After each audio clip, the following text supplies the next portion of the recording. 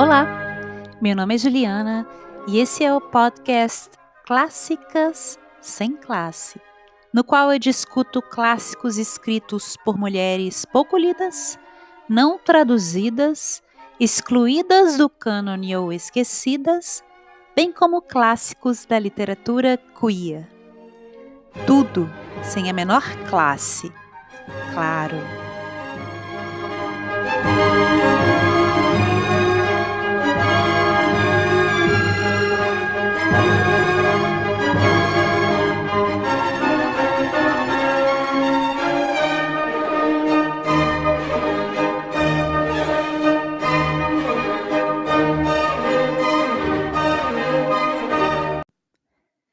No episódio anterior, eu falei sobre Radcliffe Hall e seu romance O Poço da Solidão, The Well of Loneliness, de 1928. E hoje eu dou um salto ao passado e dou início a uma série que eu já queria fazer há mais tempo, uma série de episódios sobre escritoras lidas por Jane Austen. Mas antes, eu gostaria de agradecer a todos que tomaram seu tempo para ouvir e comentar o episódio anterior. E agradeço em especial a Juju Gomes, do perfil de mesmo nome, a Márcia Ruba, do perfil Márcia DCH, e o Robson, do perfil Wolfiano, que compartilharam o episódio no Instagram. Muito obrigada, gente! Se por acaso você também compartilhou o podcast e eu não vi, muito obrigada também, claro. É porque o Instagram não me notifica se eu não for marcada na publicação. Então é só me marcar na publicação com a minha arroba para que eu possa ver e agradecer aqui da próxima vez. Bom, voltando então ao tema dessa série de episódios sobre escritoras lidas por Jane Austen, eu preciso primeiro dar um contexto rápido para o tema dessa série. Frequentemente, a Jane Austen é mencionada como a primeira escritora do sexo feminino.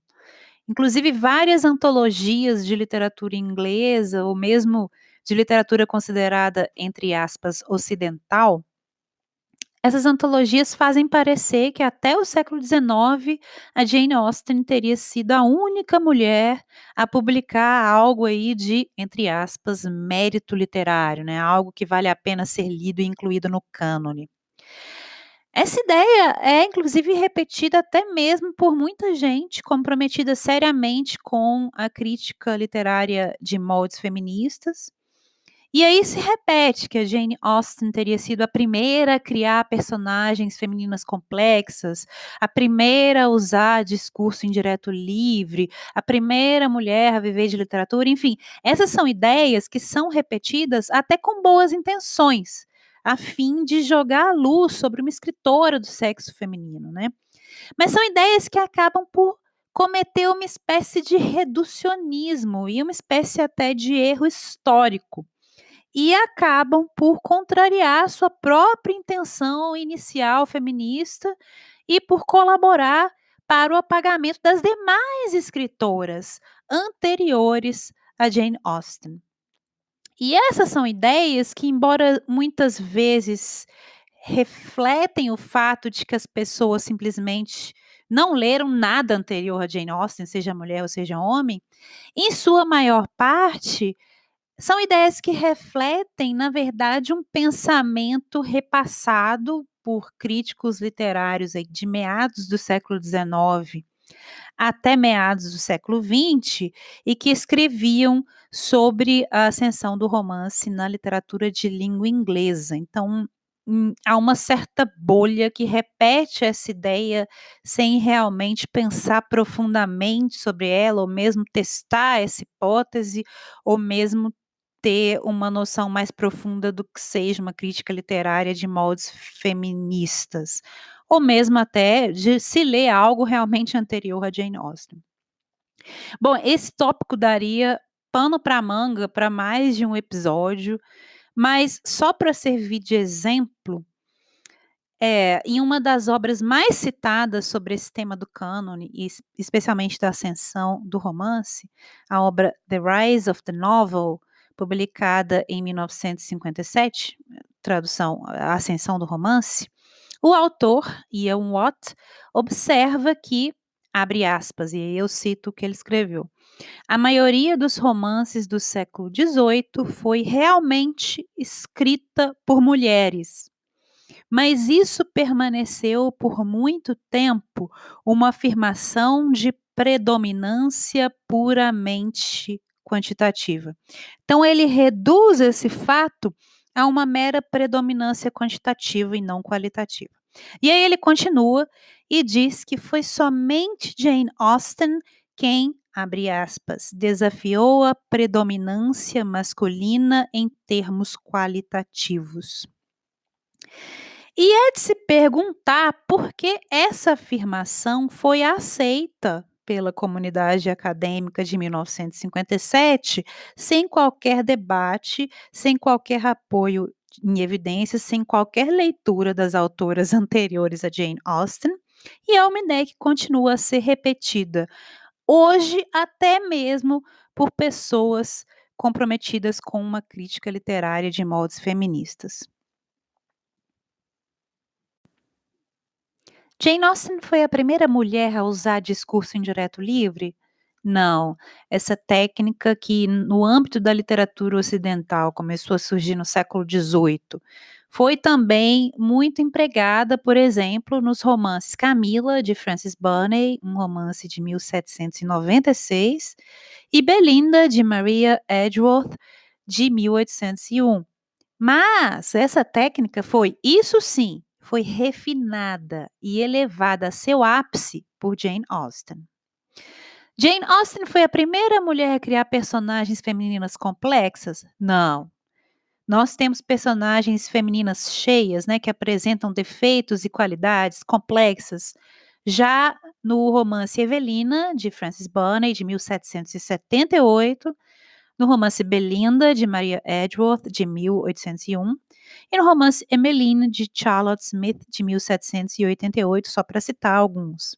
Mas, nesses romances, as personagens femininas complexas são coadjuvantes. O que a Jane Austen fez foi criar protagonistas complexas. Jane Austen foi a primeira mulher a viver de literatura? Não. Como nós já vimos aí, alguns episódios atrás, nós temos o exemplo dentro da literatura de língua inglesa da Aphra Behn, que publicamente se apresentava como uma escritora profissional e que teve até sua respeitabilidade social comprometida por isso, dentre outros fatores, como a gente discutiu naquele episódio, mas ela publicamente se apresentava como escritora que ganhava dinheiro e escrevia para viver. Já a pessoa pública projetada por Austen durante sua vida, e ainda mais a pessoa pública construída por seus familiares após sua morte, não era a de uma escritora profissional, porque isso seria um risco para a respeitabilidade pública da Jane Austen. Mas apenas a partir da leitura das cartas privadas da Jane Austen e das anotações privadas dela, é que é possível depreender que ela tinha sim em mente esse caráter financeiro, esse caráter comercial, quando ela publicava seus livros. Ela só não projetava publicamente a imagem de uma escritora que publicava livros para ganhar dinheiro. Mas ela sim pensava em ganhar dinheiro e era muito estratégica nas suas decisões de publicação. Jane Austen não foi a primeira escritora do sexo feminino, nem no âmbito mais restrito da literatura inglesa, nem no âmbito mais amplo da literatura ocidental. Mas ela foi uma das melhores escritoras de seu tempo, entre homens e mulheres. E é por isso que ela é incontornável nas discussões sobre cânone literário. E Austen foi incontornável justamente porque pegou muitos desses elementos que já se encontravam em escritores anteriores e escritoras anteriores e aprimorou esses elementos. E dessa forma ela contribuiu para o desenvolvimento e a consolidação do que hoje nós chamamos romance. De modo que qualquer obra que se proponha a estudar o tema da formação e da ascensão do romance e de seu cânone no âmbito ocidental não pode deixar de mencionar Jane Austen. E se você olhar para os escritores que eram contemporâneos de Jane Austen, homens e mulheres, você pode notar que ela é uma das únicas que ainda é lida hoje fora do meio acadêmico e lida por prazer. No meio acadêmico, há muito estudo sobre tanto escritores homens consagrados do cânone, quanto escritoras não consagradas no cânone, mas anteriores a Austen. Mas fora do meio acadêmico, não se lê esses contemporâneos de Austen. A Austen é realmente a mais lida e lida por prazer. O que fica claro é que há 2 pesos e 2 medidas no que tange a definição do cânone ocidental. Para escritoras mulheres, o standard mínimo para ser inserida no cânone é Jane Austen. Se não for tão boa quanto Jane Austen, que era a melhor de seu tempo entre homens e mulheres, aí não entra. Para os escritores homens, porém, basta que atinjam aí o nível de um Samuel Richardson, que eles podem ser incluídos, está de boa. Então tem essa duplicidade de critérios que é problemática. Quem só se aproximou de Jane Austen pelas adaptações cinematográficas, talvez tenha até uma ideia limitada do que os livros dela realmente são. E talvez pense que são livros menores. Talvez imagine que são comédias românticas aí de menor interesse literário. Parte disso se deve ao fato de que a própria ideia de comédia romântica ou de temas mais domésticos que tem a ver com família, casamento, essa ideia em geral é vista como inferior. E parte disso se deve ao fato de que o verdadeiro coração dos livros da Jane Austen, que é a sátira social, esse coração talvez não tenha sido tão explorado nas adaptações para o cinema, que focam muito nas relações românticas.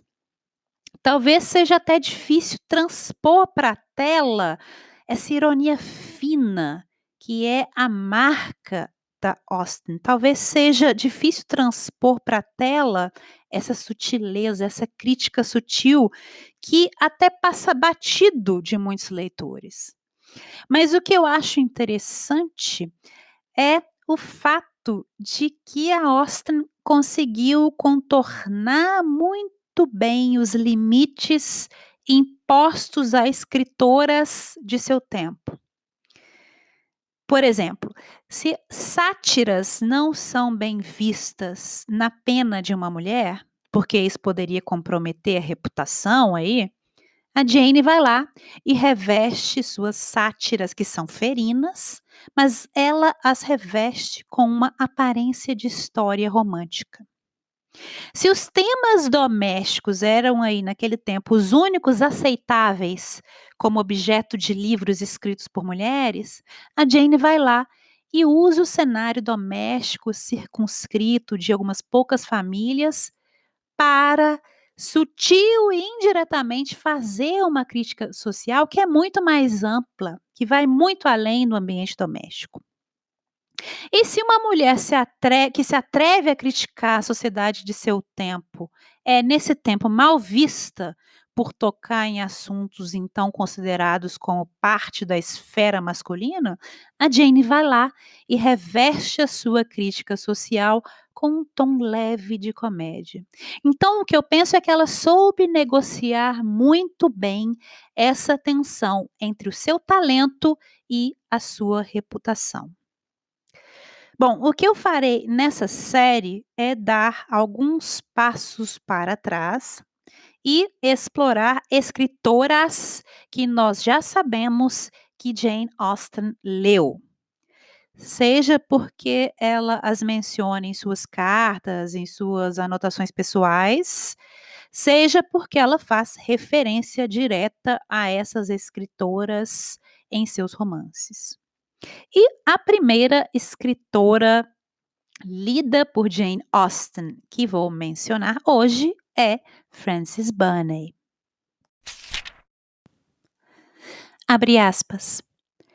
Escreverei meu diário para ninguém, porque apenas para ninguém posso ser totalmente sem reservas. Para ninguém posso revelar todos os meus pensamentos, todos os desejos do meu coração, com a mais ilimitada confiança, a mais ininterrupta sinceridade até o fim da minha vida.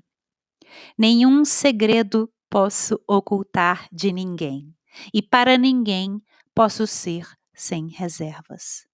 Fecha aspas, entrada de 27 de março de 1768 dos Diários de Frances Burney, em tradução minha.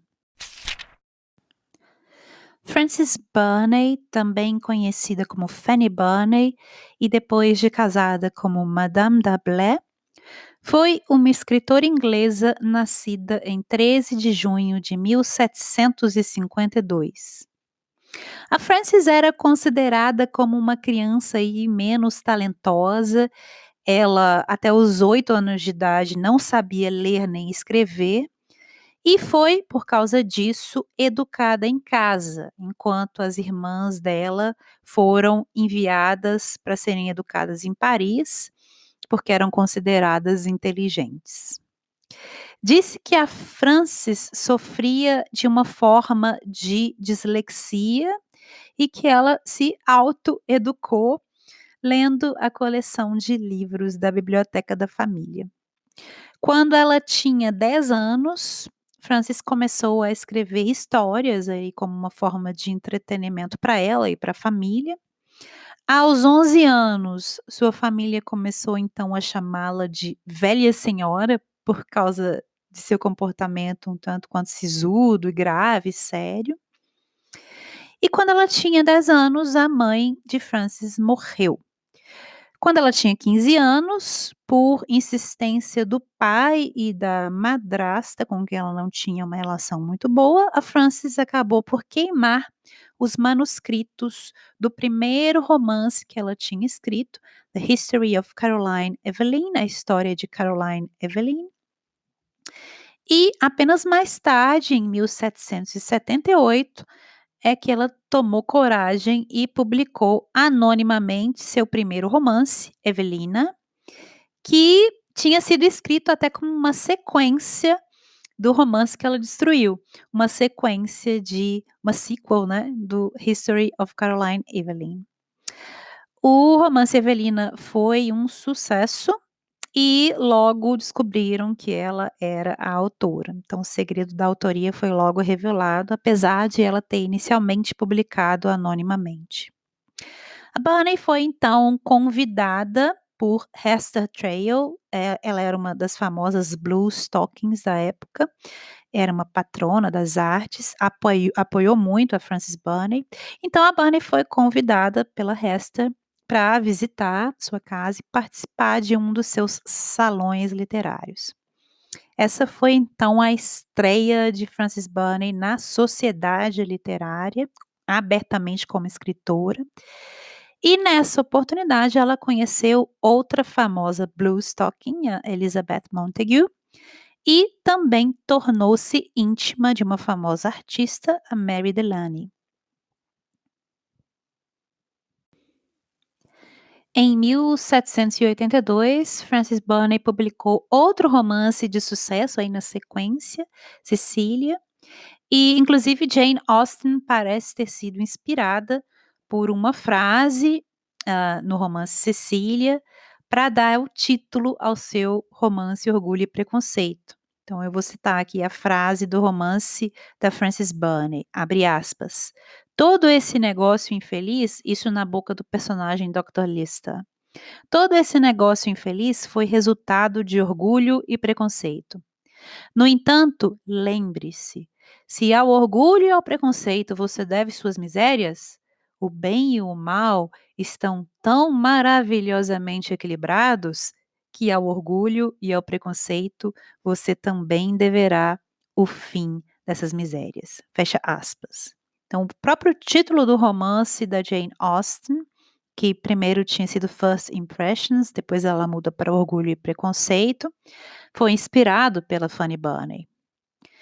Nós podemos encontrar referências ao romance Cecília, de 1732, e ao romance Camila, de 1796, ambos de Frances Burney, no romance Northanger Abbey, da Jane Austen. Então, tem uma frase lá, abre aspas, é somente Cecília, ou Camila, ou Belinda, e Belinda é um outro romance de uma outra autora.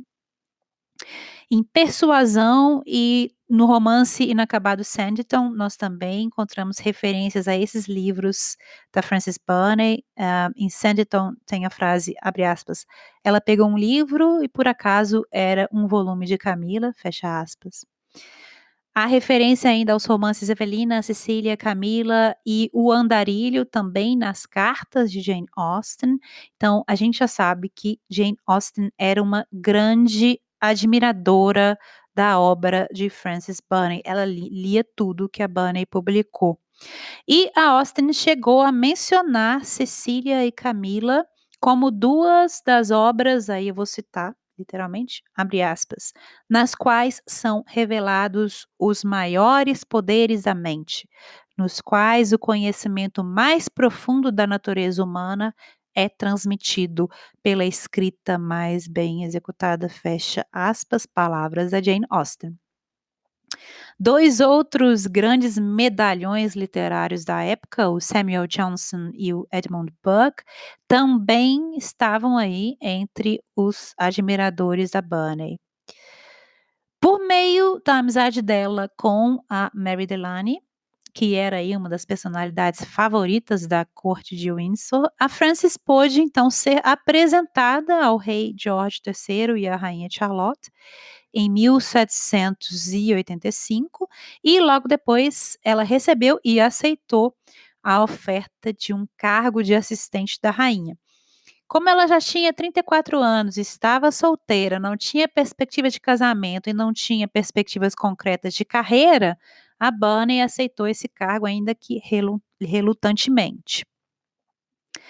Ela manteve diários detalhados durante todo esse tempo que esteve na corte, inclusive esses diários são até mais lidos do que seus romances hoje em dia, mas pessoalmente ela achava esse cargo exaustivo e lamentava que tinha falta de tempo para escrever ficção, que era o que ela gostava.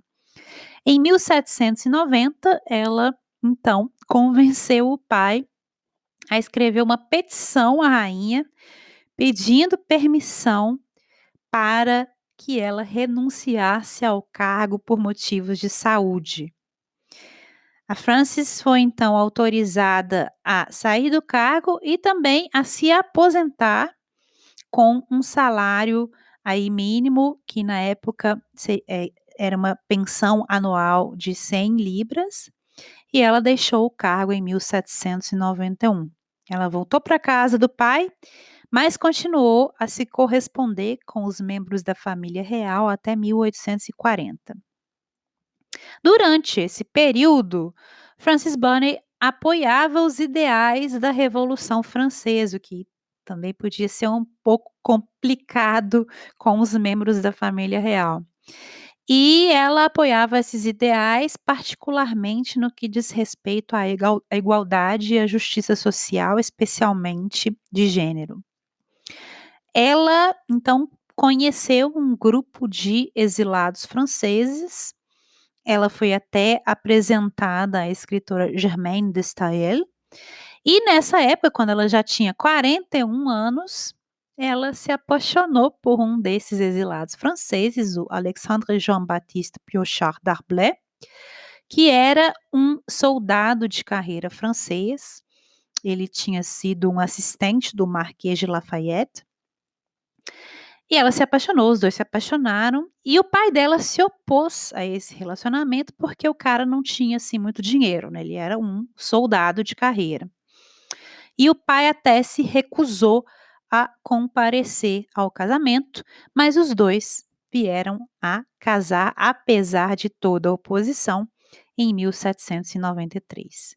Em 1794, então, Frances deu à luz a um filho, o Alexander, e como já na época o marido dela não tinha um tostão furado, o que veio a sustentar a família era a pensão que ela recebia como funcionária aposentada da corte e o que ela recebia de dinheiro pela venda de seus romances, que era muito, porque os romances dela todos foram assim best-seller. Em 1796, ela publicou Camila, um livro em 3 volumes, e ela o fez através aí de uma espécie de campanha de assinatura. E entre as pessoas que assinaram o romance estão os medalhões Anne Radcliffe, Hannah More, que era também uma Bluestocking, a Maria Edgeworth e a própria Jane Austen. Com o que a Frances Burney ganhou com a assinatura desse romance, ela conseguiu até construir uma casa e se mudou para essa casa em Surrey em 1797. Em 1801, o marido dela acabou recebendo aí um cargo oficial no governo do Napoleão Bonaparte e no ano seguinte a Frances e o filho se mudaram então para a França em 1802. Por causa da guerra entre a França e a Inglaterra na época, eles se viram então presos no país, não podiam voltar para a Inglaterra e acabaram por permanecer em Paris como exilados por 10 anos. Não era fácil ser uma mulher inglesa casada com um homem francês nessa época.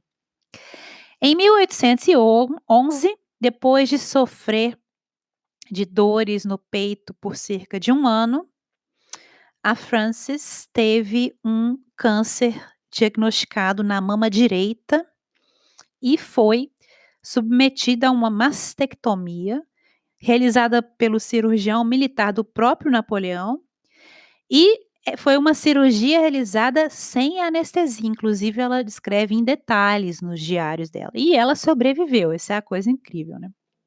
1 ano depois, ela foi autorizada a retornar à Inglaterra com seu filho, porque ela era inglesa, e porque o pai estava doente, então ela foi autorizada a retornar para visitar o pai. A essa altura, o Alexander, o filho dela, já começou então os estudos em Cambridge, para eles poderem ficar lá. E em 1812, no ano seguinte, a Frances publicou seu último romance, que era o Andarilho, um romance em que ela vai explorar algumas ideias relacionadas à Revolução Francesa. E ela tinha escrito esse romance quando ainda morava na França como exilada. O pai dela morreu em 1814 e após a morte de seu pai, Burney voltou então a Paris e depois se mudou para Bruxelas, quando o marido assume um cargo militar lá em Bruxelas. E inclusive, ela continuou escrevendo os diários por toda a vida e nesse período ela registrou todos os eventos que acabaram por levar a Waterloo, e inclusive dizem que o William Thackeray usou as anotações da Frances Burney no diário dela como material para escrever o romance dele, que é muito famoso, o Vanity Fair. O marido da Frances acabou ferido durante uma campanha militar e foi forçado então a se aposentar do exército. Em 1815, eles retornaram à Inglaterra e se estabeleceram na cidade de Bath. Em 1818, o marido de Frances morre, pelo que parece ter sido aí um câncer de intestino. E Frances então se muda para Londres, onde passa a dedicar todo o seu tempo a escrever o livro de memórias do seu pai, que foi publicado em 1832. Em 1837, mais uma tragédia ocorre na vida de Frances. O filho dela, cuja vida já tinha sido aí marcada por vários problemas de saúde, inclusive depressão, o filho dela vem a morrer de uma febre repentina. A Frances Burney morreu em sua casa em Bath em 6 de janeiro de 1840. Seus escritos influenciaram significativamente Jane Austen, entre outros medalhões da literatura. No livro Um Teto Todo Seu, de 1929, a Virginia Woolf escreveu que, abre aspas, Jane Austen deveria ter colocado uma coroa de flores no túmulo de Fanny Burney. Fecha aspas. Abre aspas. Estou morrendo de medo de ser atacada como autora. Portanto, ao invés de procurá-las, evito todas as ocasiões em que posso ser notada. Fecha aspas, Frances Burney em seu diário em setembro de 1778, em tradução minha. Parece ser uma verdade universalmente reconhecida, ou pelo menos reconhecida no mundo relativamente limitado do romance Evelina, de 1778, que uma mulher solteira, em idade de casar, mesmo que possuidora de beleza física e boa índole, se não possuir um bom dote, estará na mira de abuso psicológico e humilhação social. Nossa protagonista nesse romance, Evelina, é filha de um aristocrata moralmente dissipado e de uma mulher que perdeu a reputação após dar à luz fora do casamento. Depois que o pai dela as abandona, a mãe morre durante o parto e nossa heroína Evelina é criada em reclusão no interior por um reverendo. Quando ela tinha 17 anos, uma série de eventos aí a leva a Londres e depois a Bristol, onde pela primeira vez ela se vê confrontada com sua completa ignorância das regras e convenções da alta sociedade. E nós seguimos a nossa pobre Evelina quando ela faz uma série, um tanto quanto hilária, de passos em falso. Ela chama a atenção de praticamente todos os homens ao redor, porque ela é muito bonita e ela é jovem, e ela é até fisicamente abordada de uma forma um tanto quanto mal educada e violenta pela maioria desses, abre aspas, cavalheiros. Nós a seguimos adiante quando ela salva um homem suicida, quando ela é atacada por um marinheiro bêbado, apenas para depois ser resgatada por um grupo de prostitutas, e finalmente quando ela encontra aí o amor verdadeiro e um casamento seguro, com a ajuda de uma solteirona um tanto quanto sarcástica e, dentro do universo do romance, uma mulher que possui características masculinas, consideradas masculinas nesse universo. O charme desse romance da Frances Burney é o nítido contraste entre a boa índole e a ingenuidade da Evelina e a completa depravação do mundo ao redor dela. Então, quanto mais a nossa protagonista se sente deslocada na sociedade, mais são tornadas transparentes para nós as profundas deficiências morais dessa sociedade. Então, apesar do fato de Evelina não ter nenhuma noção de como se comportar socialmente, ela tem um bom senso inato que sempre a leva a fazer a escolha moral correta, não necessariamente a escolha mais estratégica, mas a escolha moral, como se ela estivesse aí sendo guiada por uma mão invisível mesmo. Embora, por um lado, devido aos seus erros de comportamento inconscientes, né, ela não pareça moralmente correta para as pessoas ao seu redor, nós, como leitores, somos obrigados a ver que ela é de fato a única pessoa moral ali. embora ela não pareça, porque ela não sabe como se comportar, ela não sabe a aparência, o conteúdo do que ela faz é o único tipo de comportamento moral dentre aqueles personagens. O simples fato de ela frequentemente entender errado, entender mal, entender de forma um tanto torta as regras de civilidade e as expectativas sociais sobre ela, já deixa claro para nós leitores a irracionalidade dessas regras e o caráter opressivo dessas expectativas. Então, nós não podemos deixar de sentir o olhar atento da Frances Burney às contradições de gênero e de classe de seu tempo. E, particularmente, nós não podemos deixar de sentir a ironia por trás do fato de que uma garota tão bem comportada como a Evelina, na verdade não tem lugar ali, em uma sociedade que professa valorizar essas virtudes, mas que na realidade se baseia no oposto dessas virtudes, se baseia em fingimento, em mentira e em violência.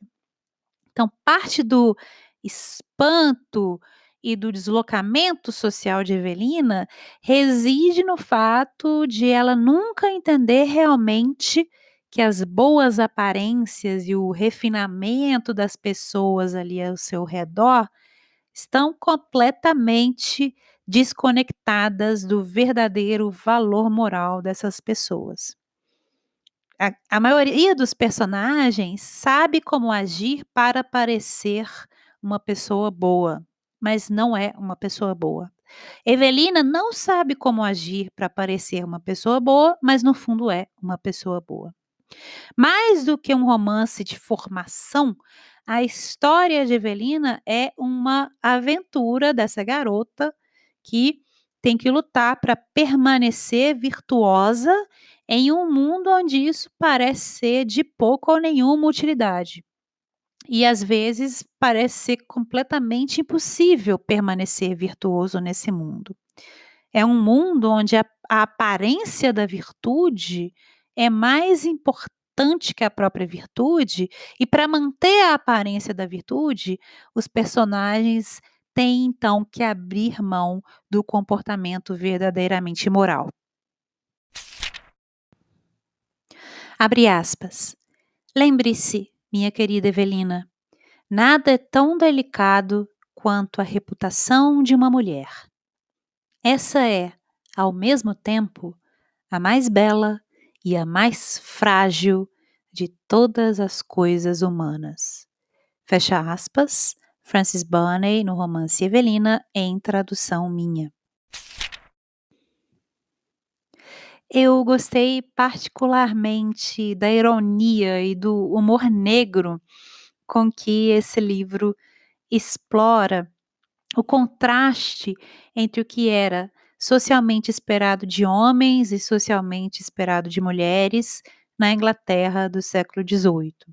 Então, não apenas as mulheres estavam sujeitas a todo tipo de abuso, de zombaria mesmo por serem mulheres, mas frequentemente elas se tornavam também as principais vítimas dos erros cometidos pelos homens ao seu redor. Elas pagavam pelo erro dos homens, então havia aí um duplo padrão moral aplicado a homens e mulheres, que tornava essas últimas mais vulneráveis a serem abusadas e aproveitadas e perderem sua reputação. Isso fica claro no romance no qual Evelina é agarrada, é atacada verbalmente, é zombada e é provocada pela maioria dos homens na história ali. E tudo acontece como se fosse a coisa mais normal a ser esperado por uma mulher.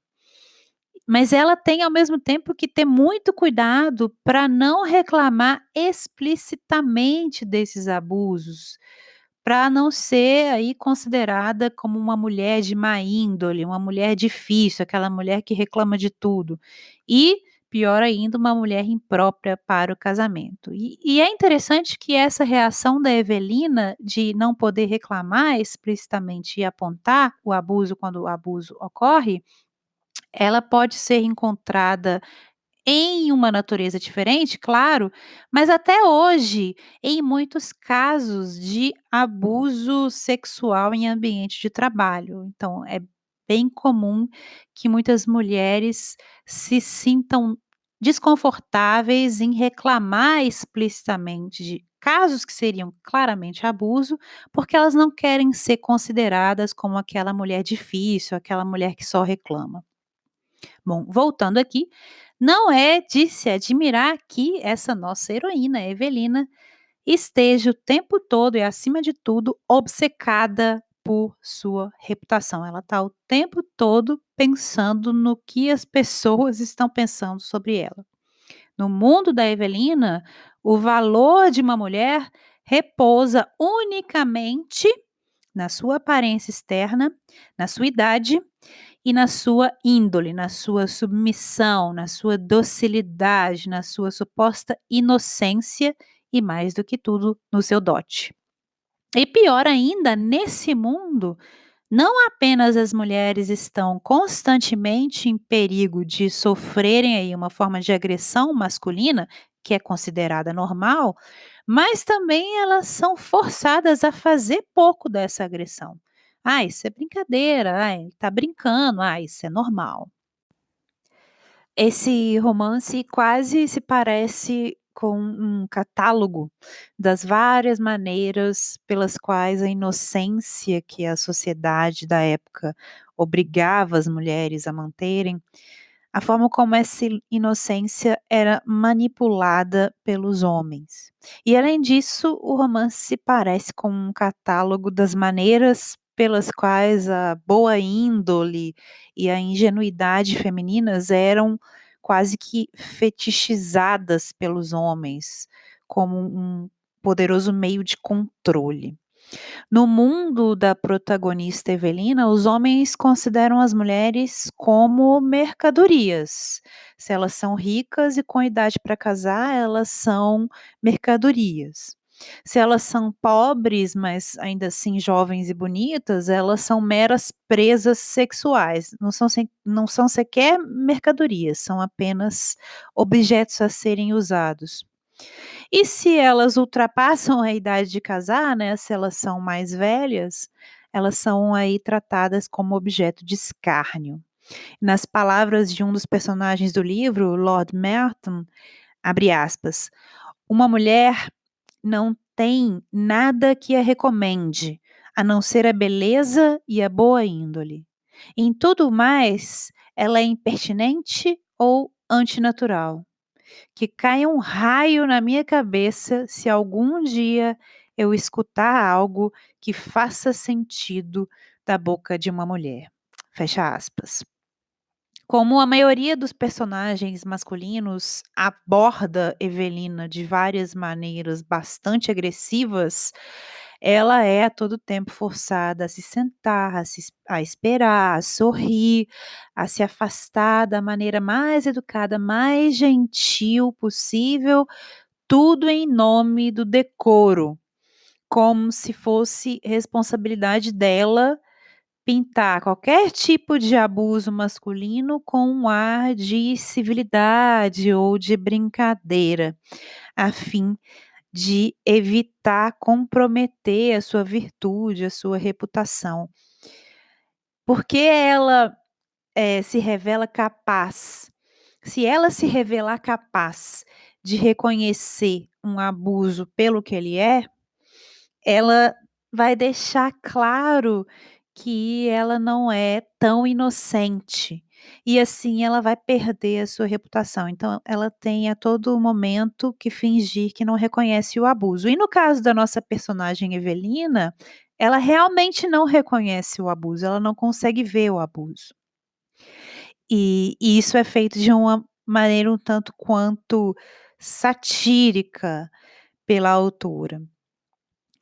Nesse sentido, o romance É sobre um tipo diferente de formação. É um romance de formação, mas é uma formação diferente.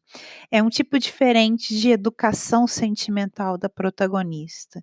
Mais do que um livro sobre o desenvolvimento moral de uma garota, como é o caso de um romance de formação tradicional, cujo protagonista é um homem, nesse caso, como a protagonista é mulher e não pode perder a sua inocência sob pena de perder sua reputação, o livro é muito mais a história de uma garota que gradualmente aprende a evitar ou a se desviar de abusos ou a evitar aí as piores consequências das diversas formas de assédio e de abuso que ela sofre em seu processo de socialização.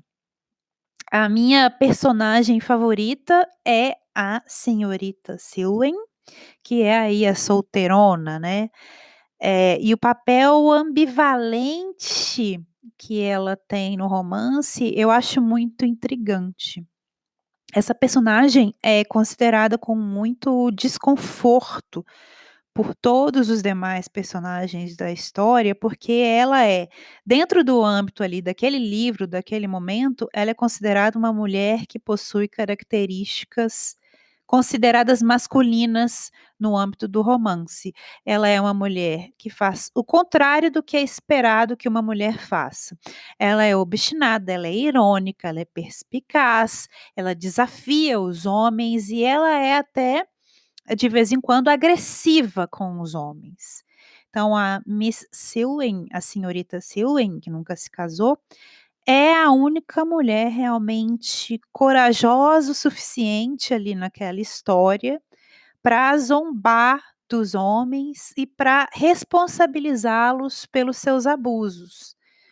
E ela está constantemente desafiando os estereótipos associados aí ao seu gênero. Então ela age sempre fora dos papéis socialmente prescritos para a mulher.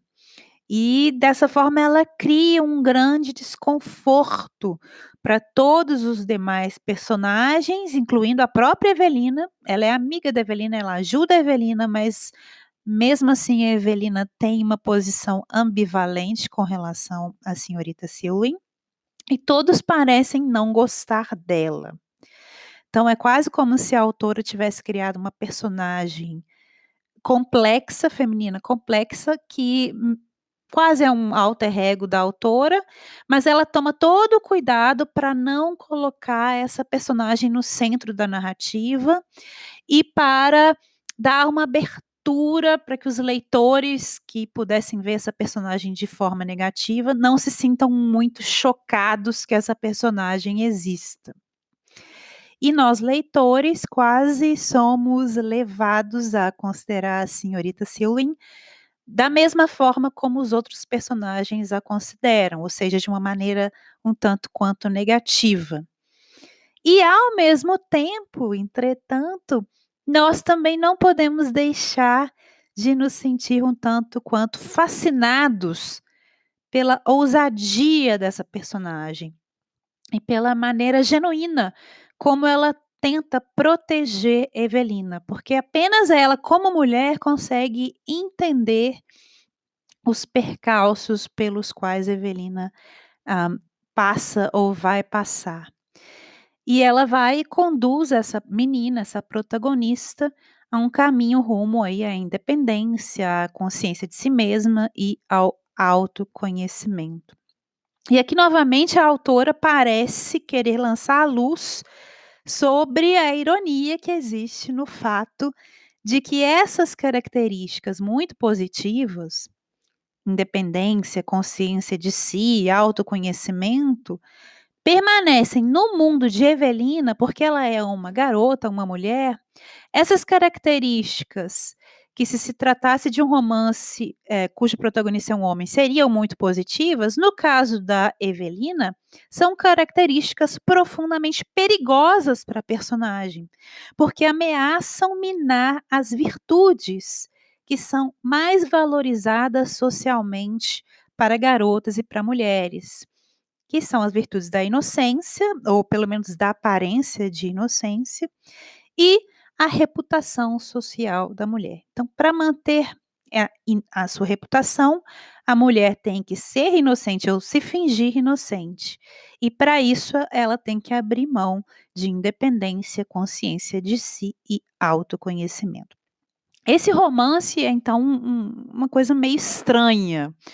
É uma trama tradicional de casamento que nunca questiona abertamente o papel da mulher no mundo e, ao mesmo tempo, é uma sutil condenação dessa mesma sociedade em que as mulheres são oprimidas e submetidas a desempenharem um papel tão estreito que é simplesmente se casarem. Colocada aí no centro das contradições de classe e de gênero desse tempo, a personagem Evelina, no fundo, é tão inverossímil quanto a própria fachada que a sociedade em que ela vivia exigia que as mulheres e garotas mantivessem. E é isso que fica claro no romance. Tudo que é exigido de Evelina, na verdade, não é praticado e, na verdade, é impossível de ser mantido.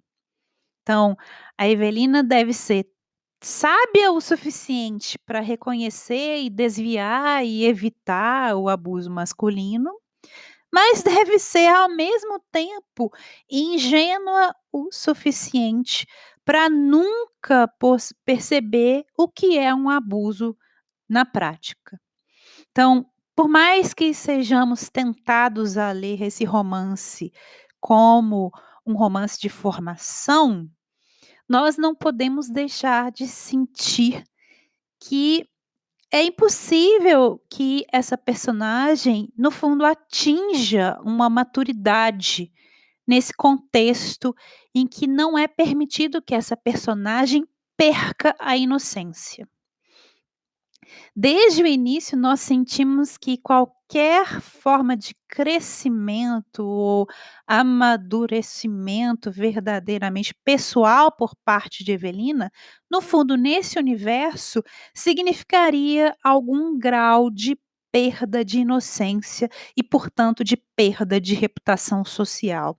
E, em última análise, isso significaria a ruína social da personagem. Então, ela nunca pode realmente amadurecer. A chegada da maturidade, se é que acontece, é a maturidade do leitor. Enquanto Evelina permanece ali em um estado perpétuo de inocência, e é por isso mesmo recompensada com um bom casamento, nós, como leitores, não podemos deixar de ver no final o caráter profundamente falso de tudo isso. Bom, é isso, pessoal. Se vocês tiverem algum comentário, sugestão, crítica ou pergunta, ou mesmo se quiserem participar do podcast ou sugerir algum autor, algum livro para discussão, basta entrar em contato comigo por minhas redes sociais, que estarão linkadas nas show notes desse episódio. Eu sou @blankgarden no Instagram e @eblankgarden no Twitter. Caso vocês ouçam o podcast no aplicativo Anchor, vocês também podem me mandar mensagens de voz por lá. Se tiverem interesse em saber mais sobre a autora Fanny Burney, eu vou deixar uma lista de livros sobre essa autora na página do podcast. Todos os links vocês encontram no box de descrição desse episódio. E agora eu tenho uma pergunta para você, né, você mesmo aí que me ouviu até aqui. Você já leu algum livro de Frances Burney e você acha que ela ainda merece ser lida? Quais as semelhanças e diferenças aí que você pode notar entre a Frances Burney e a Jane Austen? É só deixar sua opinião ou comentário nas redes sociais do podcast. Muito obrigada por terem escutado até aqui. Espero que tenham gostado e até o próximo episódio. Esse episódio foi escrito, produzido e apresentado por Juliana Brina em novembro de 2019. A música tema foi baseada na Sinfonia número 41, também conhecida como Júpiter, composta por Mozart em 1788, executada pela Filarmônica de Viena com direção de Riccardo Muti.